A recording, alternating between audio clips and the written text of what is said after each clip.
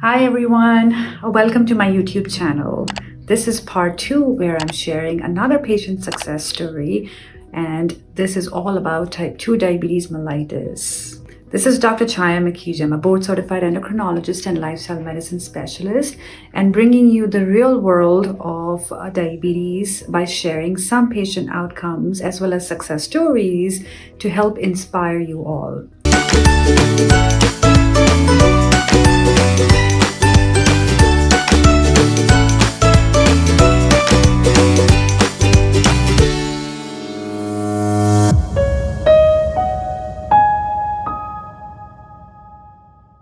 Now, as we are all aware of, type 2 diabetes mellitus is one of the leading causes for several complications like blindness, amputations, as well as end-stage renal disease on dialysis and heart disease. Knowing the root cause of it, which is insulin resistance, is a key.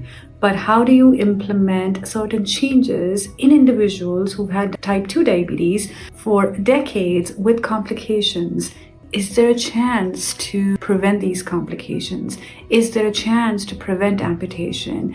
Is there a chance to wean off insulin in certain individuals with long-standing diabetes? It is possible, but with the right expertise, with right evaluation, and with one-on-one personalized care. This story is of a young gentleman who is 52 years of age when he came to me after knowing that he had diabetes for almost 15 years and history of multiple foot ulcers which were treated with antibiotics in the past. But this time he was clearly told that if this wound or the ulcer does not heal, there would be a surgery which will lead to a foot amputation. When I saw him, his blood sugars were up in 300s to 400s, hemoglobin A1C of greater than 10%, and the motivation was 100%. So what did we do first? Number one is welcoming them as well as empowering them with knowing what's happening inside the body. And one of the greatest tools is using a continuous glucose monitor. These are sensors which can give you real-time blood glucose.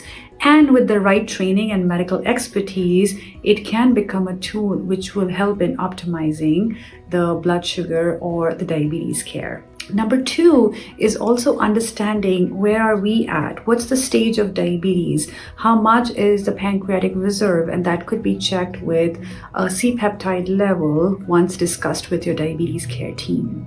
Number three is assessing if we need a bulk load of insulin, or can we address insulin resistance at the same time and try to reduce the insulin and improve blood glucose. All this, as you can see in this patient, the A1C dramatically reduced from all the way more than 10% to now very well controlled consistently.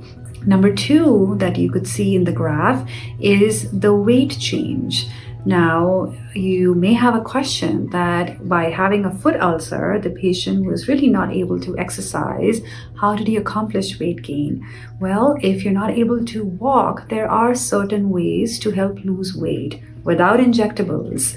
So lifestyle interventions, when you focus on whole food plant-based meals, more fiber, lean protein or plant-based protein, know how to structure your foods with starting from low glycemic index foods to lower carb intake or low starchy foods when you begin your meal, are all tips that are accomplished during nutrition counseling or lifestyle medicine counseling. The next part is just movement.